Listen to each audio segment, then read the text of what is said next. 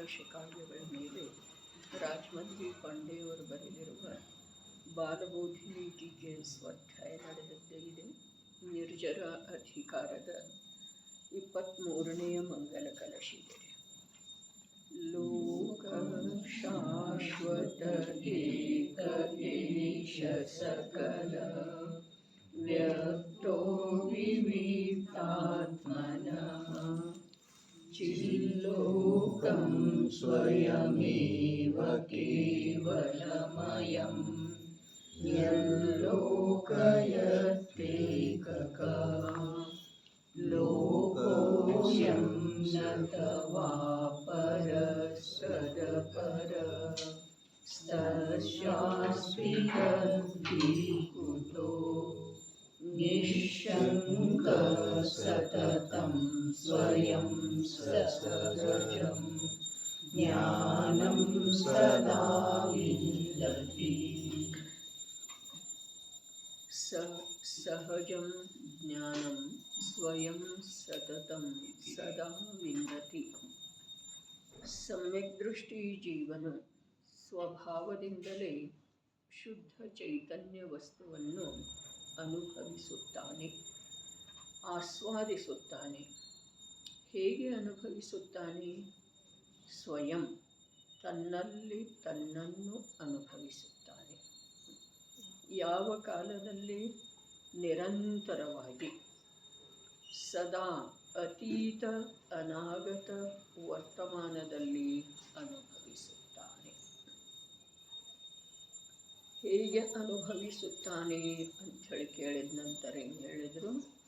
ತನ್ನಲ್ಲಿ ತನ್ನನ್ನು ಅನುಭವಿಸುತ್ತಾನೆ. ಇನ್ನೊಂದು ಯಾವುದ್ರದ್ದು ಅಲ್ಲಿ ಮಾಧ್ಯಮ ಇಲ್ಲ, ಸಹಾಯಕ್ಕಿಲ್ಲ, ಆಶ್ರಯ ಇಲ್ಲ. ತನ್ನಲ್ಲಿ ತನ್ನನ್ನು ಅನುಭವಿಸುತ್ತಾನೆ. ಧರ್ಮ, ಸುಖದ ಮಾರ್ಗ, ಮೋಕ್ಷ ಮಾರ್ಗ ಎಷ್ಟು ಸುಲಭ ಇದೆ. ಸುಖ ಅಂಥೇಳಿ ಭ್ರಾಂತಿಯಿಂದ ಯಾವ ಪರದಲ್ಲಿ ಕಲ್ಪನೆ ಮಾಡಿಕೊಂಡ ಅಜ್ಞಾನಿ ಜೀವ ಆ ಸುಖದ ಪ್ರಾಪ್ತಿಯ ಸಲುವಾಗಿ ನಿರಂತರ ಕಷ್ಟದ ಅನುಭವ ಮಾಡ್ತಾ ಇದ್ದಾನೆ. ಆದರೆ ಅಲ್ಲಿ ಸುಖ ಎಂದೂ ಸಿಗೋ ಸಾಧ್ಯ ಇಲ್ಲ. ಸುಖ ಇದು ಜೀವದ ಸ್ವಭಾವ ಇದ್ದ ಕಾರಣ ಆ ಸುಖದ ಪ್ರಾಪ್ತಿಯ ಸಲುವಾಗಿ ಯಾವುದೇ ಪ್ರಕಾರದ ಕಷ್ಟ ಪಡುವ ಅವಶ್ಯಕತೆ ಇಲ್ಲ. ಇದು ನ್ಯಾಯ ಇದೆ ರೀ. ಏನು ಹೇಳಿತು? ಸುಖ ಜೀವದ ಸ್ವಭಾವ ಇದ್ದ ಕಾರಣ ಜೀವನಿಗೆ ಸುಖದ ಪ್ರಾಪ್ತಿಯ ಸಲುವಾಗಿ ಯಾವುದೇ ಪ್ರಕಾರದ ಕಷ್ಟಪಡುವ ಅವಶ್ಯಕತೆಯೇ ಇಲ್ಲ. ಇದು ನ್ಯಾಯ ಇದೆ. ಆದರೆ ನ್ಯಾಯ ಮಾರ್ಗವನ್ನು ಅನಾದಿಯಿಂದನ ಉಲ್ಲಂಘನೆ ಮಾಡಿರುವಂಥ ಅಜ್ಞಾನಿ ಜೀವ ಕಷ್ಟದಿಂದ ಸುಖದ ಪ್ರಾಪ್ತಿ ಆಗ್ತಿದೆ ಅಂಥೇಳಿ ತಿಳ್ಕೊಂಡ ಕಷ್ಟ ಪಡ್ತಾ ಇರ್ತಾನೆ. ಆದರೆ ಯಾವುದರ ಪ್ರಾಪ್ತಿ ಆಗ್ತಿದೆ ಅಂದುಕೊಂಡಿದ್ದಾನೆ ಅದರ ಪ್ರಾಪ್ತಿ ಅವನಿಗೆ ಭವಪೂರ್ಣ ಆಗಿ ಹೋಗ್ತಿದೆ. ಆದರೆ ಅದರ ಪ್ರಾಪ್ತಿ ಆಗುತ್ತಿಲ್ಲ. ಇದು ಸಂಜ್ಞಿ ಪಂಚೇಂದ್ರಿಯ ಅವಸ್ಥೆ ಪ್ರಾಪ್ತ ಆಗಿರುವಾಗ ಆಗುವಂಥ ಮಾತಿದೆ. ಯಾವುದ? ಕಷ್ಟದಿಂದ ಸುಖ ಪ್ರಾಪ್ತ ಆಗ್ತಿದೆ. ಸುಖ ಏನು ಸುಲಭವಾಗಿ ಸಿಕ್ಕುವುದಿಲ್ಲ. ಸುಖ ತಾನಾಗೇ ಏನು ಸಿಕ್ಕುವುದಿಲ್ಲ. ಸುಖ ಕಷ್ಟಪಟ್ಟರನ ಸುಖ ಸಿಗ್ತಿದೆ ಅನ್ನೋದು ಈ ಅಜ್ಞಾನಿ ಜೀವದ ಬುದ್ಧಿಯ ಮೇಲೆ ವಿಪರೀತ ಸಂಸ್ಕಾರ ಇದೆ. ಯಾಕೆ ಅಂತಂದ್ರೆ ಸುಖ ಪರದೊಳಗಿದೆ ಅಂಥೇಳಿ ತಿಳಿದಿದ್ದ ನಮ್ಮ. ಹೀಗಾಗಿ ಆ ಪರದ ಬೆನ್ನ ಹತ್ತಿ ಪರದ ಸಂಗ್ರಹ ಮಾಡ್ತಾ ಪರವನ್ನು ಸಂತುಷ್ಟಗೊಳಿಸುವ, ಪರವನ್ನು ಪ್ರಸನ್ನಗೊಳಿಸುವ ಉದ್ಯಮದೊಳಗ ಅಖಂಡ ಇವನ ಜೀವನ ಕಳೀತಾ ಇದೆ. ಇವರು ಹೇಳಿದ್ರೆ ಅವ ಯಾವಾಗ ಸುಖ ಅನುಭವ ಮಾಡ್ತಾ ಸಮ್ಯಕ್ ದೃಷ್ಟಿ ಜೀವ ನಿರಂತರ ಅಂತೇಳಿ ಹೇಳಿದೆ. ನಿರಂತರದ ವ್ಯಾಖ್ಯೆ ಏನು ಮಾಡಿದರೆ ಅತೀತ ಅನಾಗತ ವರ್ತಮಾನ. ಅತೀತ ಅನಾಗತ ವರ್ತಮಾನ. ಮಿಥ್ಯಾದೃಷ್ಟಿ ಜೀವ ನಿರಂತರ ದುಃಖದ ಅನುಭವ ಮಾಡ್ತಾನೆ. ಅತೀತ ಅನಾಗತ ವರ್ತಮಾನ ಅಂಥೇಳಿ ಏನು ಶಬ್ದ ಪ್ರಯೋಗ ಮಾಡಿದರೆ ನಿರಂತರ ಶಬ್ದ ಹೇಳಿ ಅಲ್ಲಿ ಅತೀತ ಕಾಲದ ಹೇಗೆ ಸಂಭವಿದೆ ಸಮ್ಯಕ್ ದೃಷ್ಟಿಯ ಅಪೇಕ್ಷಾದಿಂದ ಪ್ರಶ್ನೆ ಉತ್ಪನ್ನ ಆಗಬೇಕಲ್ಲ. ಆಗಿತ್ತು. ಅತೀತ ಹೇಗೆ ಸಂಭವಿದೆ ಸಮ್ಯಕ್ ದರ್ಶನ ಆದ ನಂತರ ನಿರಂತರ ಸುಖ ಅನುಭವ ಮಾಡ್ತಾ ಈ ಮಾತು ಒಪ್ಪು ಮಾತಿದೆ. ಇನ್ನು ಮಿಥ್ಯಾದೃಷ್ಟಿ ಜೀವ ನಿರಂತರ ದುಃಖ ಅನುಭವ ಮಾಡ್ತಾ ಅತೀತ ಕಾಲದ ಅಪೇಕ್ಷಾದಿಂದ ಒಪ್ಪು ಮಾತಿದೆ. ಭವಿಷ್ಯ ಕಾಲದ ಅಪೇಕ್ಷಾದಿಂದ ಹೇಗೆ ದುಃಖ ಅನುಭವ ಮಾಡ್ತಾನ. ಇದುವೇ ಸೈದ್ಧಾಂತಿಕ ಮಾತು ಇದೆ ರೀ. ಜಿನಾಗಮದ ಮರ್ಮ ಇಂಥ ಶಬ್ದಗಳಲ್ಲೇ ಇರೋದು.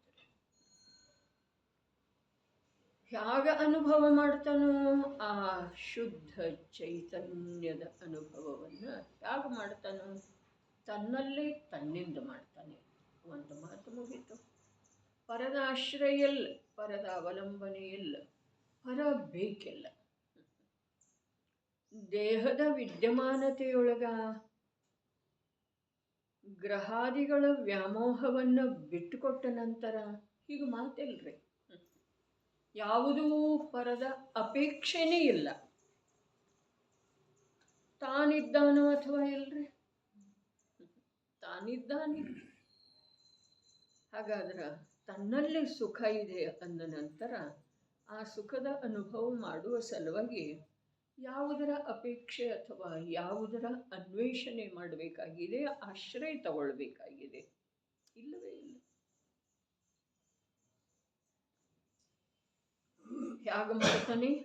ತನ್ನಲ್ಲಿ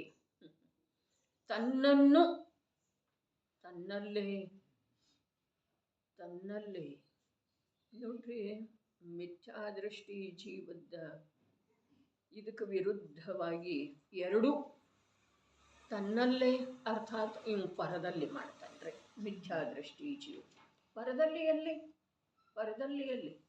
ಪರಸನ್ಮುಖ ಜ್ಞಾನದೊಳಗ. ಮಿಥ್ಯಾದೃಷ್ಟಿ ಜೀವ ಯಾವುದರ ಅನುಭವ ಮಾಡ್ತಾನಲ್ಲ ಅದು ಯಾವ ಆಭಾಸ ರೂಪ ಸುಖ ಇರಲಿ, ಎಲ್ಲಿ ಮಾಡ್ತಾನೆ? ಪರದಲ್ಲಿ. ಜ್ಞಾನ ಹೇಗಿದೆ? ಪರಸನ್ಮುಖ ಇದೆ. ಹಾಗಾದರೆ ಸುಖದ ಅನುಭವ ಅದು ಆಭಾಸನೇ ಇರಲಿ, ಎಲ್ಲಿ ಮಾಡ್ತಾನೆ? ಪರದಲ್ಲಿ ಮಾಡ್ತಾನ್ರಿ. ಪರದಲ್ಲಿ ಮಾಡ್ತಾನೆ. ಮತ್ತೇನು ಮಾಡ್ತಾನೆ? ಪರವನ್ನು ಅನುಭವಿಸ್ತಾನೆ. ಅರೆ ಸಂಪದದೊಳಗೆ ಈಗ 2 ದಿವಸದಿಂದ ವಿಷಯ ಬರ್ತಾ ಇದೆ. ಯಾವುದೇ ಇಂದ್ರಿಯದ ವಿಷಯವನ್ನು, ಖಾರ ಹುಳಿ ಸಿಹಿಯನ್ನು,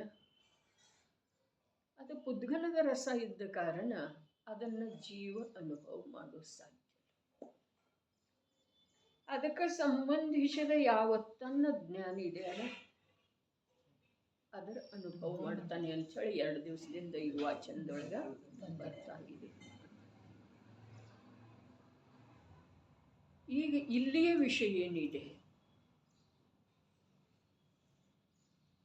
ಯಾವ ರಸಕ್ಕೆ ಸಂಬಂಧಿಸಿದ ಪುದ್ಗಲದ ಗುಣ, ಯಾವ ರಸರೂಪದ ಪ್ರಗಟ ಇದೆಯಲ್ಲ ಆ ರಸಕ್ಕೆ ಸಂಬಂಧಿಸಿದ ತನ್ನ ಯಾವ ಜ್ಞಾನ ಇದೆಯೋ ಅದನ್ನು ತಿಳಿತಾನೆ. ಅದರೊಳಗೆ ಯಾವ ಕಲ್ಪನೆ ಮಾಡ್ತಾನಲ್ಲ ಅದರ ಅನುಭವ ಮಾಡ್ತಾನೆ. ಹೌದ್ರೇನ? ಹಾಗಾದ್ರೆ ಅದು ತನ್ನದ ಇದೆಯೋ ಅಥವಾ ಪರದ್ದ ಇದೆ? ಇದಂತೂ ಅಲ್ಲಿಯ ವಚನ ಆಯಿತು. ಅಂದ್ರೆ ಪರವನ್ನು ಅವ ಅನುಭವ ಮಾಡೋದನ್ನು ಸಾಧ್ಯ ಇಲ್ಲ. ಇದು ಅಲ್ಲಿ ಸಿದ್ಧ ಮಾಡ್ತಾ ಇದ್ದಾರೆ ಸಂಪದದೊಳಗೆ. ಹಾಗಾದರೆ ಈಗ ಇಲ್ಲಿ ಇವು ತನ್ನಲ್ಲೇ ತನ್ನನ್ನು ಅನುಭವ ಮಾಡ್ತಾನೆ ಅನ್ನುವುದಕ್ಕೆ ತಿಳಿಸಿಕೊಡುವ ಸಲುವಾಗಿ ಅಥವಾ ತಿಳಿದ ತಗೊಳ್ಳುವ ಸಲುವಾಗಿ ಅಜ್ಞಾನಿ ಮಿಥ್ಯಾದೃಷ್ಟಿ ಜೀವ ಏನು ಮಾಡ್ತಾನೆ? ಪರದಲ್ಲಿ ಪರದ ಅನುಭವ ಮಾಡ್ತಾನೆ. ಹಾಗಾದ್ರೆ ಯಾವ ರಸಕ್ಕೆ ಸಂಬಂಧಿಸಿದ ಉದ್ಗಲದ ಯಾವ ರಸ ವಿಶೇಷ ಇದೆಯಲ್ಲ, ಅದಕ್ಕೆ ಸಂಬಂಧಿಸಿದ ಯಾವ ಜ್ಞಾನ ಇದೆ ಅದು ತಂದು ಇದೇನು ಪರದ್ದಿದೆ ರೀ. ಆ ವಿಷಯ ಈಗ ಸಂಪದದೊಳಗಿನ ಬಿಟ್ಬಿಡೋದ್ರಿ. ಇಲ್ಲಿ ಅದು ಪರದ್ದನ ಇದೆ ಆಗೋದೇನ್ರಿ? ಜ್ಞಾನ ಪರ ಸನ್ಮುಖ ಇದೆ, ಪುದ್ಗಲ ಸನ್ಮುಖ ಇದೆ, ರಸ ಗುಣದ ವಿಶೇಷದ ಸನ್ಮುಖ ಇದೆ ರೀ. ಹಾಗಾದ್ರೆ ಅದು ಪರದ್ದೇ ಇದೆ. ಆ ಜ್ಞಾನದ್ದೇ ಅನುಭವ ಇದ್ರೂ ಇನ್ನು ಆ ಜ್ಞಾನದಲ್ಲಿ ಯಾವ ಸುಖ ದುಃಖದ ಕಲ್ಪನೆ, ಇಷ್ಟ ಅನಿಷ್ಟದ ಕಲ್ಪನೆ ಮಾಡ್ತಾನೆ, ಅದರ ಅನುಭವ ಮಾಡ್ತಾನೆ. ಆ ಕಲ್ಪನೆ ಕೂಡ ಏನಿದೆ ರೀ, ಅವನ ವಾಸ್ತವಿಕ ಜ್ಞಾನ ಅಲ್ಲದ. ಅದು ಪರಕ್ಕೆ ಸಂಬಂಧಿಸಿದ ಜ್ಞಾನ ಇದೆ, ಪರ ಸನ್ಮುಖ ಜ್ಞಾನ ಇದೆ, ಪರದ ಆಶ್ರಯ ಮಾಡಿರುವಂಥ ಜ್ಞಾನ ಇದೆ, ಪರದಲ್ಲಿ ತನ್ಮಯ ಆಗಿರುವಂಥ ಜ್ಞಾನ ಇದೆ. ಮಿಥ್ಯಾದೃಷ್ಟಿ ಜೀವ ನಾವು ತಾವು ಯಾವುದರ ಅನುಭವ ಮಾಡ್ತೇವೆ? ಪರದ ಅನುಭವ ಮಾಡ್ತೇವೆ. ಎಲ್ಲಿ ಮಾಡ್ತೇವೆ? ಸ್ವದಲ್ಲಿ ಪರದ ಅನುಭವ ಆಗುವುದಿಲ್ಲರಿ. ಪರದಲ್ಲಿ ಪರದ ಅನುಭವ ಆಗ್ತಿದೆ ರೀ. ಪರದಲ್ಲಿ ಅರ್ಥಾತ್ ಪರ ಸನ್ಮುಖ ಜ್ಞಾನದಲ್ಲಿ, ಪರದಲ್ಲಿ ಅರ್ಥಾತ್ ಸ್ವಭಾವದಿಂದ ಅಪರಿಚಿತವಿರುವ ಬಹಿರ್ಮುಖ ಜ್ಞಾನದಲ್ಲಿ. ಬಹಿರ್ಮುಖ ಜ್ಞಾನದಲ್ಲಿ ಬಾಹ್ಯದ್ದೇ ಅನುಭವ ಆಗೋದ, ಸ್ವದ ಆಗೋದನೇ ಇಲ್ಲ. ಅಂತರ್ಮುಖ ಜ್ಞಾನದಲ್ಲಿ ಆಂತರ್ಯದ ಅನುಭವ ಅರ್ಥಾತ್ ಸ್ವದ ಅನುಭವ ಆಗ್ತಿದೆ. ಈಗ ಒಂದು ವಿಷಯ ಇಲ್ಲಿ ಸ್ಪಷ್ಟ ಮಾಡಿಕೊಳ್ಳೋದು,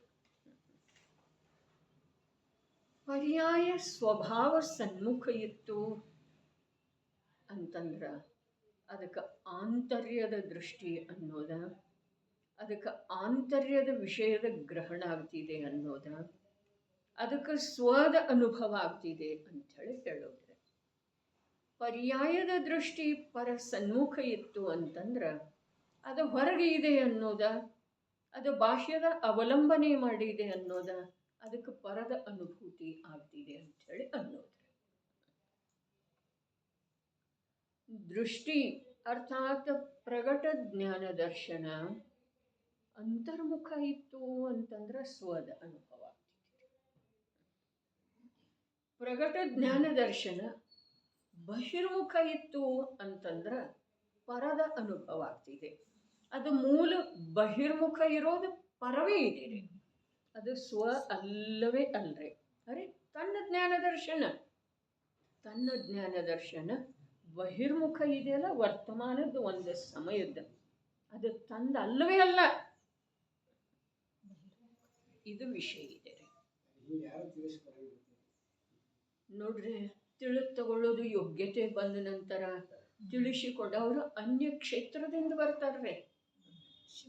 ತಿಳಿದು ತಗೊಳ್ಳೋದು ಯೋಗ್ಯತೆ ನಮ್ದು ಪಕ್ವಾಗಿದೆ, ಅದರ ಸಲುವಾಗಿ ಕಬ್ಬಿಣ ಕಾಯ್ದದ್ದು ಇದೆ, ಹೊಡೆದು ಅದರ ಮೇಲೆ ಘನದೇಟ ಹಾಕಿ ಯಾವ ಬೇಕೋ ಆ ಪ್ರಕಾರ ಆಕಾರ ಮಾಡಿ ಆನಂದದ ಅನುಭವ ಮಾಡುತ್ತೆ.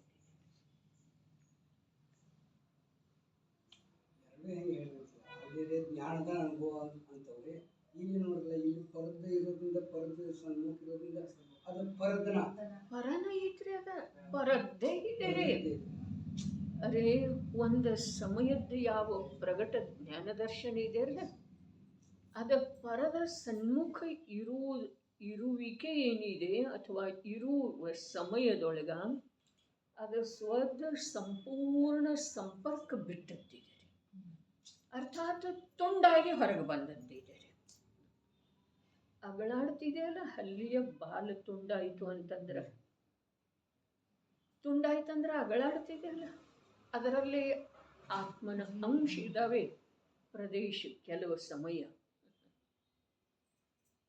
ಆದ್ರೆ ಆ ಮೂಲ ಶರೀರದೊಳಗಿರುವಂಥ ಆತ್ಮನ ಪ್ರದೇಶದ ಜೊತೆಗೆ ಸ್ವಭಾವದ ಜೊತೆಗೆ ಅವು ಮತ್ತೆ ಪುನಃ ಒಂದು ಆಗೋದಿಲ್ಲ.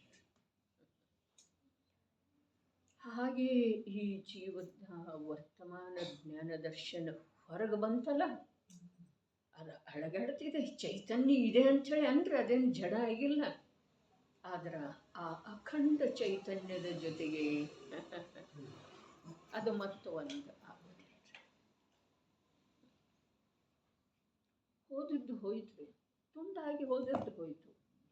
ಇದಕ್ಕೇಂದ್ರೆ ಹಾನಿ ಐತೆ ಅಂದರೆ ಅಲ್ಲಿಯ ದೇಹದೊಳಗೆ ಆ ತುಂಡಾಗಿ ಹೋದಂಥ ಬಾಲದಿಂದ ರಹಿತ ಯಾವುದ ಶರೀರದೊಳಗೆ ಅಖಂಡ ಆತ್ಮ ಇದೆಯಲ್ಲ, ಅದಕ್ಕೇನು ಹಾನಿ ಆಗಲಿಲ್ಲ.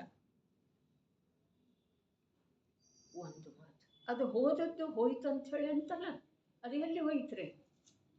ಎಲ್ಲಿ ಹೋಯ್ತು? ಇಲ್ಲೇ ಈ ಪ್ರದೇಶದ ಜೊತೆಗೇನೆ ಒಂದಾಯ್ತು. ಅದೇ ಪ್ರಕಾರ ವರ್ತಮಾನದ ಯಾವ ಜ್ಞಾನ ದರ್ಶನ ಒಂದು ಸಮಯದ್ದು ಇದೆ, ಅದು ಪರಸನ್ಮುಖ ಆಯ್ತಲ್ಲ, ಹೋಯ್ತದ, ಹೋದದ್ದು ಹೋಯ್ತು. ಅದು ಎಲ್ಲೂ ಹೋಗಲಿಲ್ಲ. ಆದರೆ ಅದರ ಸಮಯ, ಅದರ ಸಾಮರ್ಥ್ಯ ನಿರರ್ಥಕ ಆಯಿತು. ಅದರ ಸಮಯ ಇಂಥದ್ದಿತ್ತಲ್ಲ, ಅರೇ ಅದು ಎಂದೂ ಇನ್ನು ಭವಿಷ್ಯದೊಳಗೆ ಬರುವುದಿಲ್ಲ, ಹಿಂದೆ ಎಂದೂ ಇರಲಿಲ್ಲ ಸುಧಾತಾಯಿ. ಅದರ ಜೀವನ ನಷ್ಟ ಭ್ರಷ್ಟಾಗಿ ಹೋಯ್ತು. ಅದರ ಅಧಿಕಾರ ಸಂಪೂರ್ಣ ಏನಾಗಿ ಹೋಯಿತು? ಕ್ಷತ ವಿಕ್ಷತ ಆಗಿ ಹೋಯಿತು.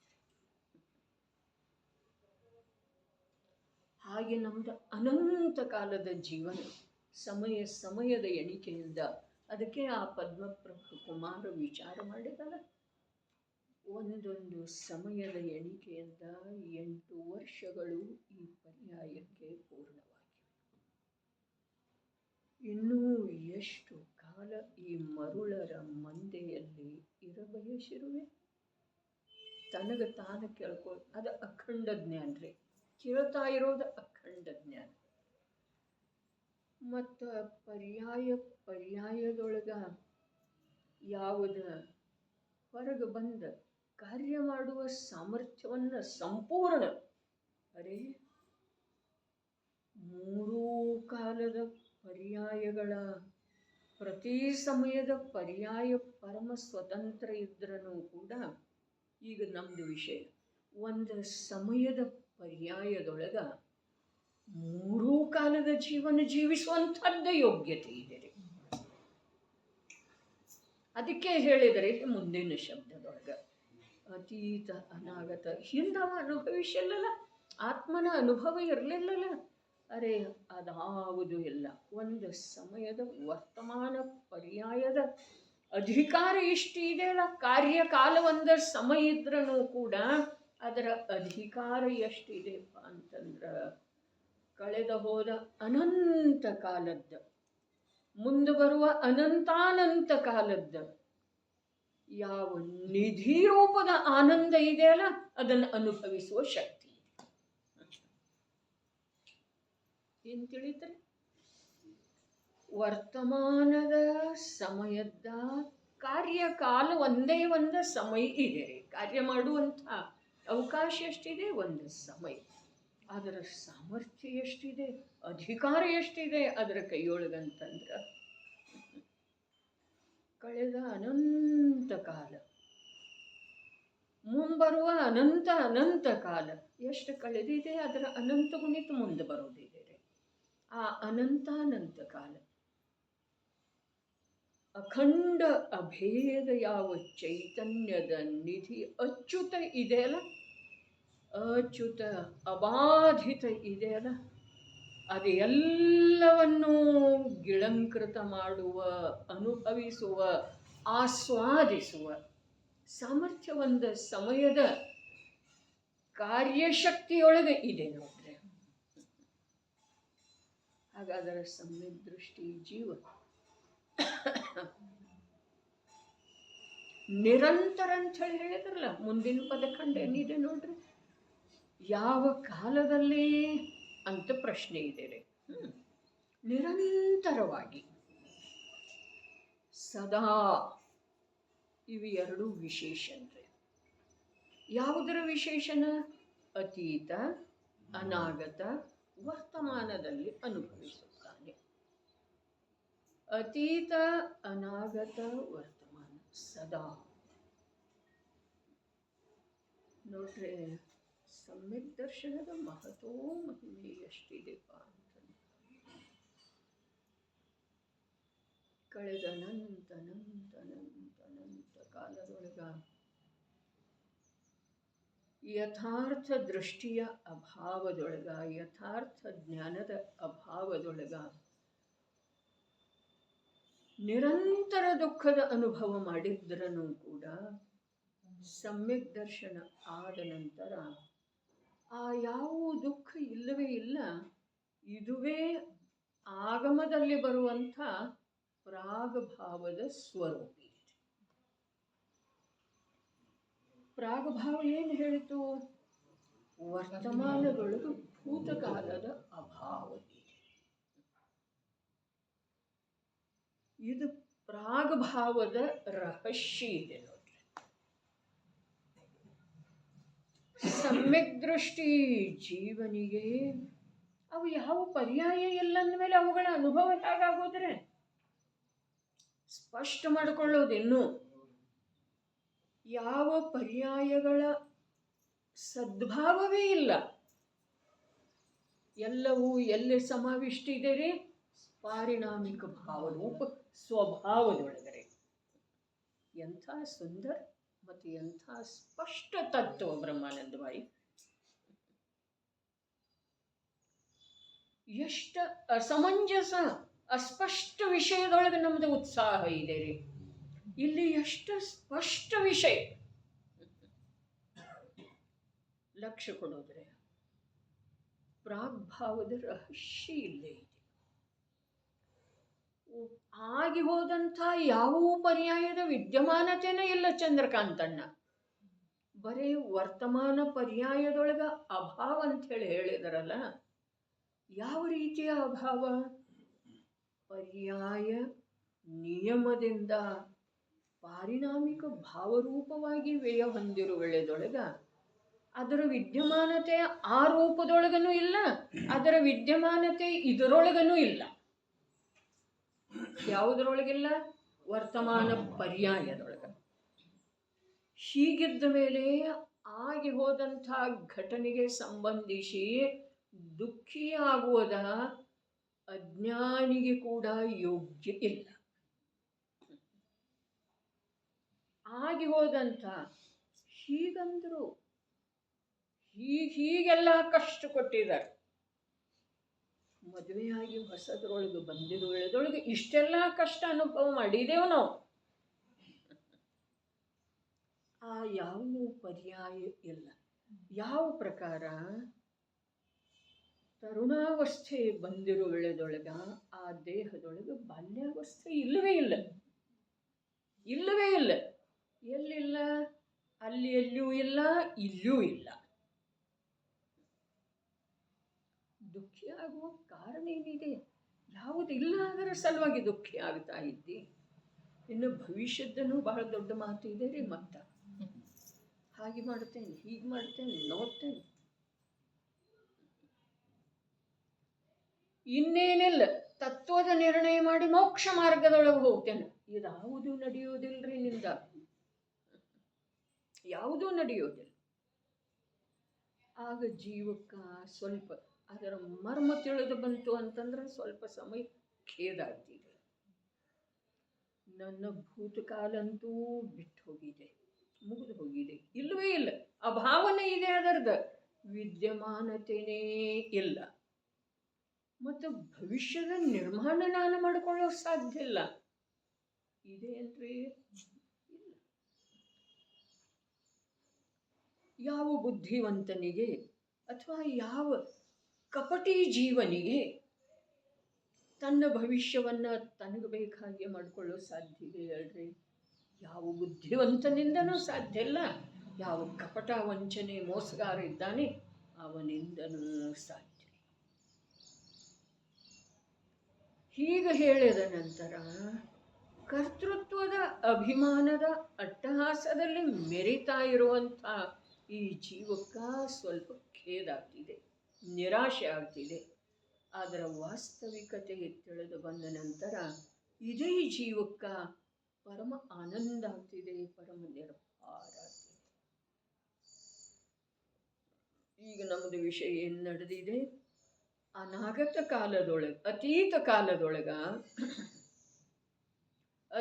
ಕಾಲದೊಳಗ ಮಿಥ್ಯಾತ್ವ ದಶೆಯಲ್ಲಿ, ಅತತ್ವ ಶ್ರದ್ಧಾನ ರೂಪದ ದಶೆಯಲ್ಲಿ, ನಿಗೋಧದಂಥ ನಿಕೃಷ್ಟ ಅವಸ್ಥೆಯಲ್ಲಿ ಅನಂತ ಕಾಲ ಇದ್ರೂ ಕೂಡ ಇಲ್ಲಿ ಹೇಳ್ತಾ ಇದ್ದಾರೆ, ಸಮ್ಯಕ್ ದೃಷ್ಟಿ ಜೀವ ಆ ಶುದ್ಧ ಚೈತನ್ಯ ವಸ್ತುವಿನ ಅನುಭವವನ್ನು ನಿರಂತರ ಅರ್ಥಾತ್ ಸದಾ ಅರ್ಥಾತ್ ಅತೀತ ಅನಾಗತ ವರ್ತಮಾನದಲ್ಲಿ ಮಾಡ್ತಾನೆ. ಅತೀತ ಕಾಲದಲ್ಲಿ ಅಷ್ಟೆಲ್ಲ ದುಃಖ ಅನುಭವ ಮಾಡಿದನಲ್ಲ, ಮತ್ತೆ ಹಾಗಾದರೆ ಅನುಭವ ಮಾಡ್ತಾನೆ. ಅರೆ, ಅನುಭವಂತೂ ವರ್ತಮಾನದ್ದನ್ನ ಆಗ್ತಿದೆ. ಅತೀತ ಕಾಲದ ಅನುಭವ ಆಗುವುದಿಲ್ಲ, ಅನಾಗತ ಕಾಲದ ಅನುಭವ ಆಗುವುದಿಲ್ಲ. ಅನುಭವಂತೂ ವರ್ತಮಾನದ ಒಂದು ಸಮಯದ್ದದರೆ. ಆದರೆ ಯಾವ ವರ್ತಮಾನದ ಸಮಯದಲ್ಲಿ ಪ್ರಗಟ ಜ್ಞಾನದರ್ಶನದ ಮೂಲಕ, ಅದಕ್ಕೆ ಮೊದಲು ಹೇಳಿದರೆ ಪದಖಂಡ, ತನ್ನಲ್ಲಿ ತನ್ನನ್ನು ಹೇಗೆ ಅನುಭವ ಮಾಡ್ತಾನೆ? ತನ್ನಲ್ಲಿ ತನ್ನನ್ನು. ತಾನಂತೂ ವರ್ತಮಾನದಲ್ಲಿ ಅದಾನರೆ, ಭೂತಕಾಲದಲ್ಲಿ ಇದ್ದೇನಿಲ್ಲ ಬೇಕಿಲ್ಲ, ವರ್ತಮಾನದಲ್ಲಿ ಅದನ್ನ ಮೇಲೆ ಭೂತಕಾಲದಲ್ಲಿ ಇದ್ದೇ ಇದ್ದ, ವರ್ತಮಾನದಲ್ಲಿ ಇದಾನಂದ ಮೇಲೆ ಭವಿಷ್ಯದೊಳಗೆ ಇರುವವನೇ ಇದ್ದಾನೆ. ಅರೆ, ಒಂದೊಂದು ಮಾತಿನೊಳಗ ಎಂಥ ಮಹಾ ಸಿದ್ಧಾಂತದ ಸ್ವೀಕಾರ ಆಗಿ ದುಃಖದ ಪರ್ವತ ಎಲ್ಲ ಕರಗಿ ಹೋಗ್ತಿದೆ. ಎಲ್ಲಿದೆ ದುಃಖ ಹೇಳ್ರಿ? ಎಲ್ಲಿದೆ? ಬರೀ ಕಲ್ಪನೆಯೊಳಗಿದೆ. ಕಲ್ಪನೆ ಬಿಟ್ಟು ಹೋಗಿ ವಾಸ್ತವಿಕತೆ ಲಕ್ಷ್ಯದೊಳಗೆ ಬಂತು ಅಂತಂದ್ರೆ ದುಃಖ ಇಲ್ಲವೇ ಇಲ್ಲರಿ. ಹಾಗಾದ್ರೆ ಕಳೆದ ಅನಂತ ಕಾಲದೊಳಗ ಅವನು ಸುಖದ ಅನುಭವ ಮಾಡ್ತಾನೆ ಅಂದ್ರೆ ಏನ? ಅಂದ್ರೆ ಇಷ್ಟ ಇದೆ, ವರ್ತಮಾನದ ಜ್ಞಾನ ದರ್ಶನದೊಳಗ ತ್ರಿಕಾಲಿ ಆತ್ಮ, ಸುಖ ಸ್ವರೂಪಿ ಆತ್ಮ, ಚೈತನ್ಯ ವಸ್ತು ವರ್ತಮಾನದ ಜ್ಞಾನ ದರ್ಶನದೊಳಗೆ ಬಂದ ನಂತರ ಅವನಿಗೆ ಭೂತಕಾಲದಲ್ಲೇನೂ ದುಃಖಿಲ್ಲ, ಭವಿಷ್ಯ ಕಾಲದಲ್ಲೇನೂ ದುಃಖಿಲ್ಲ, ವರ್ತಮಾನದಲ್ಲೇನೂ ಇಲ್ಲ. ಅವನ ವಸ್ತು ಎಂಥದನು? ತ್ರಿಕಾಲಿ ಅದಂತೆ. ತ್ರಿಕಾಲಿ ವಸ್ತು, ಕಾಲ ಸಾಪೇಕ್ಷ ತ್ರಿಕಾಲಿ ಇದ್ದಾನೆ, ಸ್ವಭಾವ ಸಾಪೇಕ್ಷ ಸುಖ ಸ್ವಭಾವಿ ಇದ್ದಾನೆ. ಹಾಗಾದರೆ ಕಾರ್ಯ ಮಾಡುವಂಥ ಶಕ್ತಿ ಯಾವ ಒಂದು ಸಮಯ ವರ್ತಮಾನದ್ದು ಇದೆಯೋ, ಆ ವರ್ತಮಾನ ಸಮಯದ ಕಾರ್ಯ ಮಾಡುವ ಶಕ್ತಿ ಯಾವ ಜ್ಞಾನ ದರ್ಶನಕ್ಕೆ ಇದೆ, ಆ ಜ್ಞಾನ ದರ್ಶನ ಶುದ್ಧ ಚೈತನ್ಯ ವಸ್ತುವನ್ನು, ಯಾವಾಗ ಶುದ್ಧ? ಮೂರು ಕಾಲದಲ್ಲೂ ಶುದ್ಧ. ಆ ಚೈತನ್ಯ ವಸ್ತುವನ್ನು ಅನುಭವ ಮಾಡುವ ವೇಳೆದೊಳಗ ಆ ಸಮ್ಯಕ್ ದೃಷ್ಟಿ ಜೀವನಿಗೆ ಭೂತಕಾಲದಲ್ಲಿ ದುಃಖ ಇದೆ ಅಂದ್ರೆ, ಭೂತಕಾಲದ ಪರ್ಯಾಯಗಳ ವ್ಯತೀತಾಗಿ ಹೋಗಿದ್ದಾವೆ. ಹೋದ್ರ ಅವು ಹಾಗೇ ಉಳಿದಿಲ್ಲ, ಅವು ಪಾರಿಣಾಮಿಕ ಭಾವರೂಪ ಆಗಿದ್ದಾವೆ. ಎಂಥ ಸುಂದರ ತತ್ವರಿ ಅಂಥೇಳಿನ ಇಲ್ಲಿ ಇನ್ನೊಂದು ಮಾತು. ವರ್ತಮಾನದ ಜ್ಞಾನ ತನ್ನ ರಾಗರೂಪ ಅವಸ್ಥೆಯನ್ನು ತಿಳಿಯುವ ವೇಳೆದೊಳಗ ಆ ಜ್ಞಾನ ಆಕುಲಿತ ಯಾಕೆ ಆಗ್ತಿದೆ ರೀ? ಯಾಕಾಗ್ತಿದೆ? ಯಾಕೆ ಆಗುವುದಿಲ್ಲ? ಯಾಕಾಗ್ತಿದೆ ಅಂದ್ರೆ ಆಗೋದನೇ ಇಲ್ಲ ಅಂತ ಅರ್ಥ. ಯಾಕಾಗೋದಿಲ್ಲ? ಅರೆ, ಅದು ಮರು ಸಮಯದೊಳಗೆ ಪಾರಿಣಾಮಿಕ ಭಾವರೂಪ ಆಗೋದಿದೆ ಅಲ್ಲ. ಯಾವ ವರ್ತಮಾನದ ವಿಕಾರ ಇದೆ, ದುರ್ಬಲತೆಯಿಂದ ಆಗಿರುವಂಥ ವಿಕಾರ ಇದೆ, ಅವನಿಗೆ ಸಿದ್ಧಾಂತ ಗೊತ್ತಿದೆ ರೀ, ಅವನಿಗೆ ವಸ್ತುವಿನ ಪರಿಚಯ ಇದೆ. ಅರೆ, ರಾಗ, ವಿಕಾರ, ನಿರ್ವಿಕಾರ, ಪಾರಿಣಾಮಿಕ ಭಾವ ಇವು ಯಾವುವು ಶಬ್ದದ ಪರಿಚಯ ಪ್ರತಿಯೊಬ್ಬ ಸಮ್ಯಕ್ ದೃಷ್ಟಿಗೆ ಇದ್ದೇ ಇರ್ತಿದೆ. ಹೀಗೆ ನಿಯಮಿಲ್ಲ. ಶಬ್ದದ ಪರಿಚಯ ಬಹಳ ಕಮ್ಮಿ ಜೀವನಗಳಿಗಿರ್ತದೆ.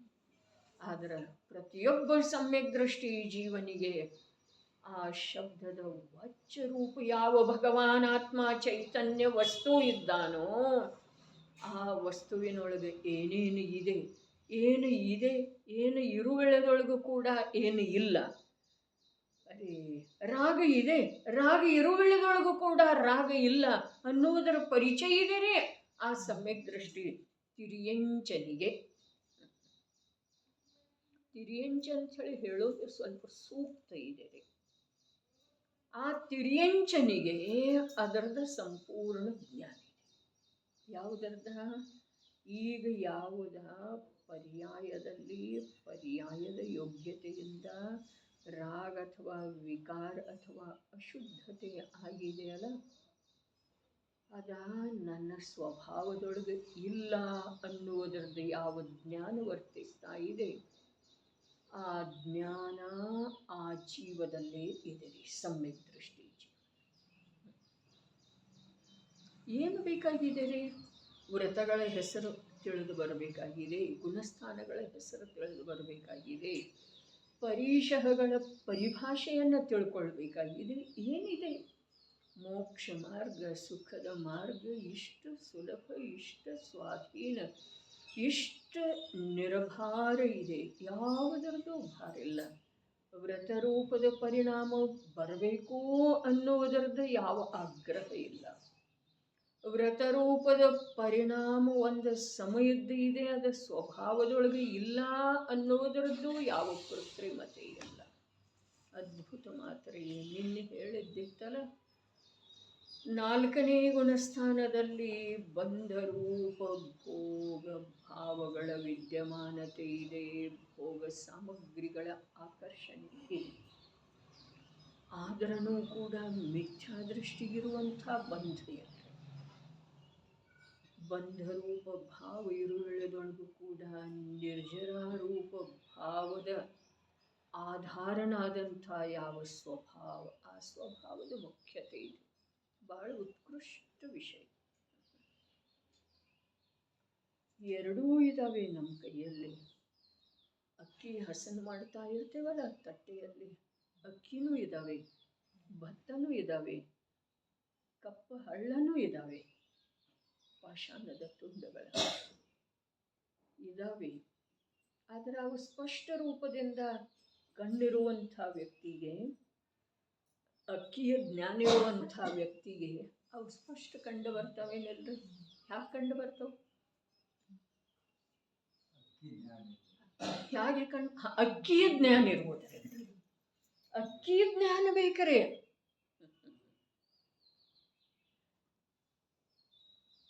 ಇದು ಅಕ್ಕಿ ಅಲ್ಲ, ಇದು ಬೇಯುವುದಿಲ್ಲ. ಭತ್ತಕ್ಕೆ ಸಂಬಂಧಿಸಿದ ಹಾಗೆ ಜ್ಞಾನ ಇಲ್ಲದೆ ಇರುವಂಥ ಜೀವನಿಗೆ ಅವು ಕಂಡ್ರೂ ಉಪಯೋಗ ಇಲ್ಲ. ಅರೆ ಅವು ಭಿನ್ನನೇ ಇದಾವಲ್ಲ ತಟ್ಟೆಯಲ್ಲಿ. ಆ ಹಳ್ಳನೂ ಭಿನ್ನ ಇದೆ, ಭತ್ತನೂ ಭಿನ್ನ ಇದೆ, ಅಕ್ಕಿ ಭಿನ್ನ. ಅದೇ ಪ್ರಕಾರ ಅವನ ಜ್ಞಾನರೂಪದ ಭೂಮಿಕೆಯೊಳಗ ರಾಗನೂ ಭಿನ್ನ ಇದೆ, ತ್ರಿಕಾಲಿ ನಿರ್ವಿಕಾರಿ ಸ್ವಭಾವನೂ ಭಿನ್ನ ಇದೆ. ಅವುಗಳನ್ನು ತಿಳಿಯುವಂಥ ಜ್ಞಾನ ಅತ್ಯಂತ ಸ್ಪಷ್ಟ ಇದೆ. ಅವನಿಗೆ ದುಃಖ ಆಗುವ ಅಥವಾ ಅದು ಇರುವುದರಿಂದ ಬಾಧೆ ಏನಿದೆ, ಅದನ್ನು ದೂರ ಮಾಡುವ ಸಲುವಾಗಿ ತಟ್ಟೆಯೊಳಗೆ ಹಾಕೊಂಡಿದ್ದಾನ್ರಿ ಅವ. ಅಕ್ಕಿ ತೊಳೆದು ಇಡೋಕ್ಕಿಂತ ಮುಂಚೆ ತಟ್ಟೆಯೊಳಗೆ ಹಾಕೊಂಡು ನೋಡ್ತಾ ಇದ್ದಾನೆ. ಅವನಿಗೆ ಅದು ಇರುವುದರಿಂದ ಆ ಅಕ್ಕಿಯೊಳಗ, ಒಂದು ಬಟ್ಲ ಅಕ್ಕಿಯೊಳಗ 4 ಹಳ್ಳ 10 ಭತ್ತ ಕಂಡು ಅಂತಂದ್ರೆ ಅವನಿಗೆ ದುಃಖ ಆಗ್ತಿದೆ, ಆಕುಲತೆ ಆಗ್ತಿದೆ. ಏನಿಲ್ಲ, ಅದರ ಸಲುವಾಗಿನ ತಗೊಂಡಿದ್ದಾನೆ. ಯಾವುದರ ಸಲುವಾಗಿ? ಯಾವ ಅಕ್ಕಿ ಅಲ್ಲ, ಅವುಗಳನ್ನು ಬೇರ್ಪಡಿಸುವ ಸಲ.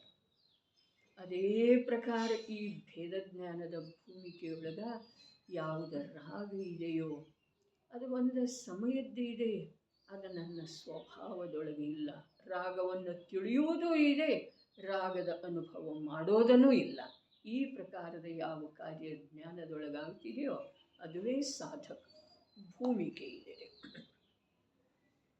ಏನು ಅತೀತ ಅನಾಗತ ವರ್ತಮಾನ ತಿಳಿತೇನ್ರಿ? ಯಾವ ಕಾಲದಲ್ಲಿ ಅನುಭವ ಮಾಡ್ತಾನವ? ನಿರಂತರವಾಗಿ ಸದಾ. ನಿದ್ರೆಯೊಳಗನು, ಮಾತೆಯ ಗರ್ಭದೊಳಗನು, ನರಕದ ದುಸ್ತರವಾದಂಥ ಪ್ರಸಂಗದೊಳಗನು, ಸ್ವರ್ಗದ ಎಲ್ಲ ಪ್ರಕಾರದ ವೈಭವದ ಮಧ್ಯದೊಳಗೆ ಕೂಡ ಏನು ಮಾಡ್ತಾನೆ? ತನ್ನಲ್ಲಿ ತನ್ನನ್ನು ಅನುಭವ ಮಾಡ್ತಾನೆ. ಯಾವುದರ ಅನುಭವ ಮಾಡ್ತಾನಂತ ಹೇಳಿದರು? ಶುದ್ಧ ಚೈತನ್ಯ ವಸ್ತು. ಈಗ ಹೇಳ್ರಿ, ಅತೀತ ಕಾಲದೊಳಗ ಶುದ್ಧ ಚೈತನ್ಯ ವಸ್ತು ಅಶುದ್ಧ ಪರ್ಯಾಯದಿಂದ ಯುಕ್ತ ಆಗಿತ್ತೇನ್ರಿ? ಅತೀತ ನಿಗೋಧದಲ್ಲಿ ಇರುವೆಳೆದೊಳಗ ಶುದ್ಧ ಚೈತನ್ಯ ವಸ್ತು. ಅರೆ, ಜ್ಞಾನಿಗಳ ಜ್ಞಾನದ ನಿರ್ಮಲತೆ ಎಷ್ಟ್ರಿ. ಮೊದಲಿನ ಪದಖಂಡ ಏನು ಹೇಳಿದರು ನಡೀರಿ ಇನ್ನೊಂದ್ಸಲ. ಸಮ್ಯಕ್ ದೃಷ್ಟಿ ಜೀವನು ಸ್ವಭಾವದಿಂದಲೇ ಏನ ಶುದ್ಧ ಚೈತನ್ಯ ವಸ್ತುವನ್ನು ಅನುಭವಿಸುತ್ತಾನೆ, ಆಸ್ವಾದಿಸುತ್ತಾನೆ. ಅದೇ ಈ ಆಸ್ವಾದ ಮತ್ತು ಅನುಭವ ಇದೆಯಲ್ಲ, ಅದು ವಸ್ತುವಿಂದ ಇದ್ದ ಕಾರಣ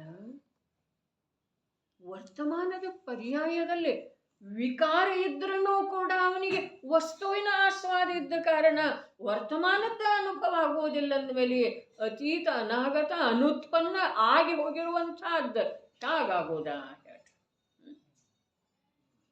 ವರ್ತಮಾನದ್ದನ ಆಗೋದಿಲ್ಲ, ವಿದ್ಯಮಾನ ಇದೆ ಅದ. सद्भुत हो असद्भुत हो, सर्व की पर्याय सब असद्भावी है, वर्तमान ज्ञान प्रत्यक्ष है. हाँ, ज्ञान असतं वर्तमान. ज्ञान प्रत्यक्ष अर्थात शुद्ध चैतन्ಯ ವಸ್ತು ಪ್ರತ್ಯಕ್ಷ. ವಸ್ತು ಯಾರಿಗೆ ಪ್ರತ್ಯಕ್ಷ ಇದೆಯೋ ಅವರಿಗೆ ಪರ್ಯಾಯ ಗೌಣ ಇದೆ. ಸದ್ಭಾವ, ಸದ್ಭೂತ ಇರಲಿ ಅಸದ್ಭೂತ ಇರಲಿ, ವಸ್ತುವಿನ ಮಹಿಮೆ, ವಸ್ತು ಪ್ರತ್ಯಕ್ಷ ಆದ ನಂತರ ಒಂದು ಸಮಯ ಯಾವ ಜೀವ ಅಂತರ್ಮುಖ ಪುರುಷಾರ್ಥದಿಂದ ಬಾಹ್ಯ ದೃಷ್ಟಿಯ ನಿರರ್ಥಕತೆಯನ್ನು ಬಿಟ್ಟುಕೊಟ್ಟ ಅಂತರ್ಮುಖ ಪುರುಷಾರ್ಥದಿಂದ ಯಾವ ಜ್ಞಾನಮಯ ಜ್ಞಾನಮಯ ಜ್ಞಾತ ಜ್ಞಾತ ಜ್ಞಾತ ನಿರಾಕುಲ ಶಾಂತ ಸ್ವಭಾವಿಯಾದಂಥ ಜ್ಞಾತ ತತ್ವದ ಪ್ರತ್ಯಕ್ಷ ಅನುಭವ ಒಂದು ಸಮಯ ಮಾಡ್ತಾನೋ ಅವನಿಗೆ ವಿದ್ಯಮಾನ ಪರ್ಯಾಯದ್ದು ಅನುಭವ ಆಗುವುದಿಲ್ಲ, ಮತ್ತು ಆಗಿ ಹೋದಂಥ ಅಥವಾ ಆಗಬೇಕಾದಂಥ ಪರ್ಯಾಯದ ಕುರಿತಾಗಿ ಕೂಡ ಯಾವುದೇ ಪ್ರಕಾರದಿಂದ ಜ್ಞಾನದೊಳಗೂ ಕೂಡ ಸ್ವೀಕಾರ ಆಗುವುದಿಲ್ಲ. ಹೀಗೆ ಎಲ್ಲ ಸದ್ಭಾವಿನರೇ. ಯಾವುದ ಸದ್ಭೂತ ಇದೆ, ಸದ್ಭಾವ ಇದೆ, ಯಾವುದರದ ಸದ್ಭಾವ ಅಂದ್ರೆ ಅಥವಾ ಭಾವ, ಅದನ್ನೇ ಯಾವುದರ ಆತ್ಮವೈಭವದೊಳಗೆ ಹೇಳಿದರು. ಏನ ಭಾವಶಕ್ತಿ, ಅಭಾವಶಕ್ತಿ, ಭಾವಾಭಾವಶಕ್ತಿ, ಅಭಾವ ಭಾವಶಕ್ತಿ. ಬಹಳ ಸುಂದರ ರೀ. ಒಬ್ಬ ಜೈನಾಚಾರ್ಯರನ್ನ ಹೊರತುಪಡಿಸಿ ಈ ಆಂತರ್ಯದ ಮಾತನ್ನ ಯಾರು ಹೇಳೋ ಸಾಧ್ಯ? ಲೋಕದೊಳಗೆ ಇದ್ದದ್ದನ್ನ ಇದ್ದ ಹಾಗೆ ಹೇಳುವಂಥ ಸಜ್ಜನಿಕೆ ಯಾರಲ್ಲೇ ಇಲ್ಲ. ಇದ್ದದ್ದನ್ನ ಇಲ್ಲ, ಇಲ್ಲದನ್ನ ಇದ್ದದ್ದನ್ನಾಗಿ ಮಾಡಿ ಹೇಳ್ತಾರೆ. ಇಂಥ ಲೌಕಿಕದೊಳಗ ಆಂತರ್ಯದ ಯಾವುದು ಬರೇ ಅನುಭವ ರೂಪ ಜ್ಞಾನದ ಮೂಲಕ ಗಮ್ಯ ಇದೆಯೋ ಅದನ್ನು ಹೇಳುವಂಥ ಸಾಮರ್ಥ್ಯ ಓರ್ವ ಜಿನ ಮುನಿಗನ ವೀತರಾಗತೆಯ ಆರಾಧಕ ಸಂತನಿಗನ ಇದೆ. ಆ ಸಾಮರ್ಥ್ಯ ಏನ ಭಾವಶಕ್ತಿ, ಅಭಾವಶಕ್ತಿ, ಭಾವ ಅಭಾವಶಕ್ತಿ, ಅಭಾವ ಭಾವಶಕ್ತಿ. ಆ 4 ಶಕ್ತಿಗಳನ್ನ ನಿಜವಾಗಿನ ಅಧ್ಯಯನ ಮಾಡುವ ಹಾಗೆ ಇದೆ. ಎಷ್ಟು ಮಹಿಮಾ ಬರ್ತಿದೆ, ಎಷ್ಟು ಹೊರಗೆ ಬಂದ, ಎಷ್ಟು ಚಿಲ್ಲರೆ ಕೆಲಸ ಮಾಡ್ತಾ ಇದ್ದೇವೆ ನಾವ್ರಿ. ಎಷ್ಟು ತುಚ್ಛ ಕೆಲಸ ಅರ್ಥಾತ್ ಜೀವನ, ಎಷ್ಟು ತುಚ್ಛ ಜೀವನ ಜೀವಿಸ್ತಾ ಇದ್ದೇವೆ. ಎಂಥ ವೈಭವಶಾಲಿ ಇರುವಳ್ಳೆದೊಳಗ ಎಂಥ ನಿಕೃಷ್ಟ ಜೀವನ ಜೀವಿಸ್ತಾ ಇದ್ದೇವೆ. ಏನು ವಿಚಾರ ಮಾಡ್ತಾ ಕೂತಿದ್ದೇವೆ, ಇದ್ಯಾಕೆ ಹೀಗಾಯ್ತು, ಅದನ್ನು ಯಾವಾಗ ತರೋದು, ಅವ್ರು ಯಾಕೆ ಹಾಗಂದ್ರೆ, ಇವ್ರು ಯಾವಾಗ ಬರ್ತಾರೆ, ಇವೆಲ್ಲ ಏನದವ್ರಿ? ಎಲ್ಲ ತುಚ್ಛರಿ. ಇವಂತೂ ತುಚ್ಛಾತಿ ತುಚ್ಛದವ್ರೆ. ಇನ್ನೂ ಸ್ವಲ್ಪ ಮೇಲೆ ಬಂದ್ರೆ ಆಗಮದ ವಿಚಾರ, ಆಗಮದ ಶಬ್ದದ ವಿಚಾರ ಒಂದು ಸ್ವಲ್ಪ ಪ್ರಶಸ್ತಿ ಇದೆ ರೀ. ಅದರ ಆತ್ಮನ ವಿಚಾರ, ಆತ್ಮನ ವೈಭವ ಅಂಥೇಳನ ಆ ಸಮ್ಯಕ್ ದೃಷ್ಟಿ ಮಹಾಪುರುಷ ದಿನನಿತ್ಯವೂ 47 ಶಕ್ತಿಗಳದ್ದ. ಶಬ್ದಶಃ ಆ ಶಕ್ತಿಯ ನಾಮದ ಸ್ಮರಣೆ ಮಾಡಿ ಅದರ ಭಾವದ ವಿಚಾರ ಮಾಡುವಂಥ ಪುರುಷಾರ್ಥ. ನಮೋಕಾರ ಮಂತ್ರ ಅಂದರೆ ಏನಾಗೋದಿದೆ? ಏನಾಗೋದಿದೆ? ನಾಮ ಜಾನನ, ನಾಮ ಶೀಖನ, ಲಕ್ಷಣ ಜಾನನ ಹೇಳಿದ್ರಲ್ಲ ಮೋಕ್ಷ ಮಾರ್ಗ ಪ್ರಕಾಶಕದೊಳಗೆ. ಅರಹಂತ, ಸಿದ್ಧ, ಪರಮಾತ್ಮ, ತೀರ್ಥಂಕರ, ಸಿದ್ಧ, ಆಚಾರ್ಯ, ಸಾಧಕ, ಉಪಾಧ್ಯಾಯ, ಪಾಠಕ ಇವೆಲ್ಲ ನಾಮಶೀಖ. ಲಕ್ಷಣ ಜಾನನ, ಅದರ ಲಕ್ಷಣ ತಿಳಿಲಿಕ್ಕೆ ಬೇಕ್ರೆ ನಮೋ ಅರಹಂತ ನಮ್ಮ ಅಂದ್ರೆ ಆಗೋದಿಲ್ಲ. ನಮಸ್ಕಾರ ಮಾಡೋರು ಯಾರು? ಯಾರಿಗೆ ನಮಸ್ಕಾರ ಮಾಡ್ತಾ ಇದೆ? ಯಾವುದರ ಸಲುವಾಗಿ ನಮಸ್ಕಾರ ಮಾಡ್ತಾ ಇದೆ? ಇದು ತಿಳಿಯುವುದರ ಹೆಸರು ಲಕ್ಷಣ ಜಾನನ. 47 ಶಕ್ತಿ ಯಾರೂ ಅದಾವು? ಅರೇ ನನ್ನು ಒಂದೊಂದು ಶಕ್ತಿ. ಅರೇ ಮೊದಲನೇದ್ದೇ ಜೀವತ್ವ ಶಕ್ತಿ. ಜೀವತ್ವ ಶಕ್ತಿ ನಾನು ಯಾವುದರಿಂದ ಜೀವಿಸ್ತಾ ಇದ್ದೇನೆ?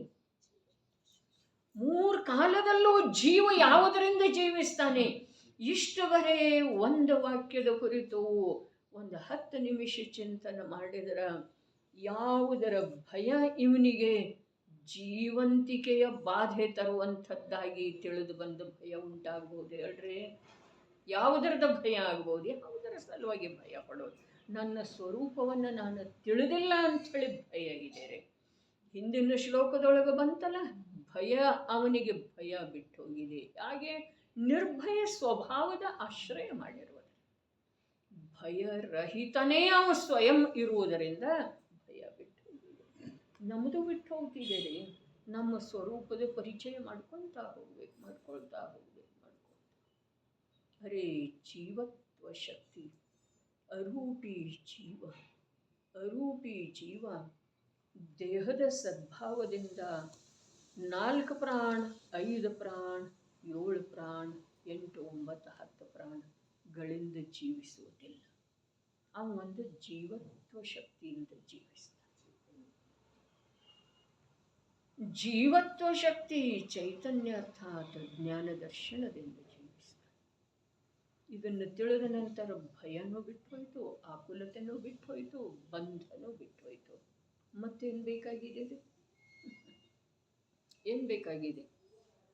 ಭಯ ಇಲ್ಲ, ಆಕುಲ ವ್ಯಾಕುಲ ಆಗುವ ಪ್ರಶ್ನೆ ಇಲ್ಲ, ಬಂಧ ಅರ್ಥಾತ್ ಪರಾಧೀನತೆ ಇಲ್ಲ. ಯಾರನ್ನ ಪ್ರಸನ್ನ ಮಾಡಬೇಕಾಗಿದೆ? ಯಾರು ಪ್ರಸನ್ನ ಆದರೆ ಇದುವರೆಗೆ? ಯಾರಾದರೆ? ಏನು ಹೇಳಿದ ಮಹಾಪುರುಷ? ಪ್ರಭು, ನೀನು ಇತರರನ್ನು ಪ್ರಸನ್ನ ಮಾಡುವ ಸಲುವಾಗಿ ಅನಂತ ಕಾಲ ಕಳೆದಿದೆಯಪ್ಪ. ಆದರೆ ಯಾರೂ ನಿನ್ನಿಂದ ಪ್ರಸನ್ನ. ದೇಹ ಪ್ರಸನ್ನ ಐತೇನ್ರಿ? ಉಳಿದವ್ರನ್ನ ಮಾತು ಬಿಡೋಣ. ದೇಹವನ್ನು ಪ್ರಸನ್ನ ಇಡುವ ಸಲುವಾಗಿ, ಸ್ವಸ್ಥ ಇಡುವ ಸಲುವಾಗಿ ಈ ಜೀವ ನಿರಂತರ ತಿಳಿಯದೆ ಬುದ್ಧಿಪೂರ್ವಕ ಮಾಡ್ತಾನೆ ಇರ್ತಾನೆ. ಅದು ಯಾವ ಒಂದು ಸಮಯರೇ ಪ್ರಸನ್ನ ಐತ್ರಿ?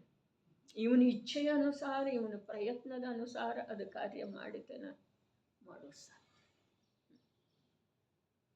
ಶುದ್ಧ ಚೈತನ್ಯ ವಸ್ತುವನ್ನು ಅನುಭವಿಸುತ್ತಾನೆ ಯಾರ? ಸಮ್ಯಕ್ ದೃಷ್ಟಿ ಜೀವ. ಸ್ವಭಾವದಿಂದನ ಅನುಭವ ಮಾಡ್ತಾನ. ಯಾವುದರದ? ಶುದ್ಧ ಚೈತನ್ಯ ವಸ್ತು. ಚೈತನ್ಯ ವಸ್ತುವಿನೊಳಗ ಅಶುದ್ಧ ಪರ್ಯಾಯ ಇಲ್ಲ. ಅಷ್ಟೇ ಅಲ್ಲ, ಶುದ್ಧ ಪರ್ಯಾಯ ಕೂಡ ಇಲ್ಲ. ಶುದ್ಧ ಚೈತನ್ಯ ವಸ್ತುವಿನ ಸನ್ಮುಖ ಯಾವುದಿದೆಯೋ ಅದು ಶುದ್ಧ ಪರ್ಯಾಯ ಇದೆ. ಶುದ್ಧ ಚೈತನ್ಯ ವಸ್ತುವಿನ ವಿಮುಖ ಯಾವುದಿದೆ ಅದು ಅಶುದ್ಧ ಪರ್ಯಾಯ ಇದೆ. ಇಷ್ಟೇ. ಆದ್ರೆ ಆ ವಸ್ತುವಿನೊಳಗೆ ಶುದ್ಧ ಪರ್ಯಾಯನೂ ಇಲ್ಲ, ಅಶುದ್ಧ ಪರ್ಯಾಯನೂ ಇಲ್ಲ.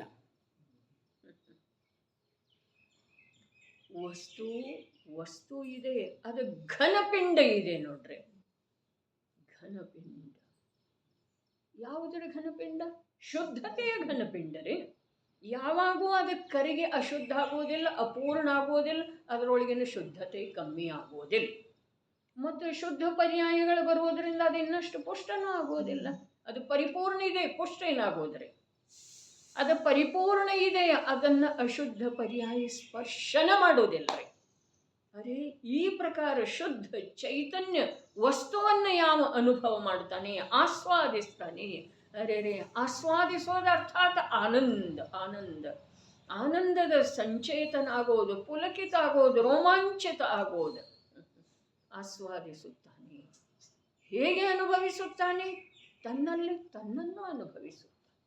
ಏನು ಬೇಕಾಗಿದೆ? ಎಲ್ಲಿ ಮನೆ ಮಾಡಬೇಕಾಗಿದೆ? ಯಾವ ಪದಾರ್ಥಗಳು ಬೇಕಾಗಿದ್ದಾವೆ? ಯಾವ ಆಫೀಸರ್ನ, ಯಾವ ಬಾಸ್ನ ಸಂತುಷ್ಟ ಮಾಡಬೇಕಾಗಿದೆ? ಅವನ ಮರ್ಜಿ ಕಾಯಬೇಕಾಗಿದೆ. ಯಾತಕ್ಕೆ ಈ ಜೀವಗಳು ವ್ಯರ್ಥವಾಗಿ ಪರದಾಡ್ತಾ ಇದ್ದಾವೆ? ಎಷ್ಟು ಸ್ವಾಧೀನ ಇದೆ ರೀ ಈ ದೇಹ ಪೋಷಣೆಯ ಕಾರ್ಯ ಕೂಡ. ಎಷ್ಟು ಸ್ವಾಧೀನ ಇದೆ. ನಾಯಿಗಳು ಹೊಟ್ಟೆ ತುಂಬಿಕೊಳ್ತಾವೆಯೋ ಅಥವಾ ಇಲ್ಲ? ಜೀವಂತ ಇದಾವೆಯೋ ಅಥವಾ ಇಲ್ಲ? ಪಕ್ಷಿಗಳು ಅರೆ ಇಚ್ಛಾನುಸಾರ ಪ್ರಾಪ್ತ ಆಗಲಿಕ್ಕಿಲ್ಲ, ಆದರೆ ಜೀವಂತ ಅದಾವೇನಿಲ್ರಿ. ಇಚ್ಛೆಗೆ ಮತ್ತು ಜೀವಂತ ಇರುವಿಕೆಗೆ ಯಾವ ಸಂಬಂಧನೂ ಇಲ್ಲ. ಅದು ಮನುಷ್ಯ ಆಗಿ ತಿರಿಯಂಚಿನ ಹಾಗೆ ಅಲ್ಲಪ್ಪ. ನೀನು ಮನುಷ್ಯ ಆಗಿ ತಿರಿಯಂಚಿನ ಹಾಗೆ ಜೀವಿಸೋದು ಬೇಡ. ತಿರಿಯಂಚದಕ್ಕಿಂತ ನಿಕೃಷ್ಟ ಜೀವನ ಮಾಡ್ತಾ ಇದ್ದೆಯಲ್ಲ, ಅದನ್ನು ಬಿಟ್ಟು ಬಿಡು, ಮನುಷ್ಯನ ಹಾಗೇನ ಆಗ್ತೀನಿ. ನಮ್ಮದು ಮನುಷ್ಯನ ಹಾಗೆ ಯಾವುದಿದೆ ಹೇಳ್ರಿ? ಒಂದು ಕರ್ತವ್ಯ ಹೇಳ್ರಿ ಜೀವನದೊಳಗೆ. ಒಂದು ತಿರಿಯಂಚಕ್ಕಿಂತ ನಿಕೃಷ್ಟ ಇದೆ. ದುಃಖದ ಅನುಭವ ಮಾಡ್ತಾರೆ. ಇವೇನ್ ಮಾಡ್ತಾನೆ? ಬೇರೆದವ್ರಿಗೆ ದುಃಖ ಕೊಟ್ಟ ಇವು ತನ್ನ ದುಃಖ ದೂರ ಮಾಡ್ಕೊಳ್ಬೇಕಂತಂದ್ರೆ ಬಹಳ ಕಠಿಣ ನೋಡ್ರಿ. ಸಾಮಾನ್ಯ ನಮಗೆ ಯಾವ ಕಾಣಿಸ್ತವೆ ಪಶು ಪಕ್ಷಿ, ಅವುಗಳ ಜೀವನ ಮತ್ತು ನಮ್ಮ ಜೀವನ, ಅವುಗಳಿಗಿಂತ ನಮ್ಮ ಜೀವನ ಉಚ್ಚ ಇದೆಯೋ ಅಥವಾ ನಮಗೆ ದುಃಖ ಆಗುವ ರೂಪದಿಂದ ನಮ್ಮದು ಇನ್ನೂ ಕೆಳದರ್ಜೆಯ ಜೀವನ ಇದೆ? ಇಷ್ಟು ನೋಡ್ಕೊಂಡ್ರೆ ನಮ್ಮ ಜೀವನ ಸುಖಮಯನೂ ಆಗ್ತಿದೆ, ಮನುಷ್ಯ ಯೋಗ್ಯನೂ ಆಗ್ತಿದೆ.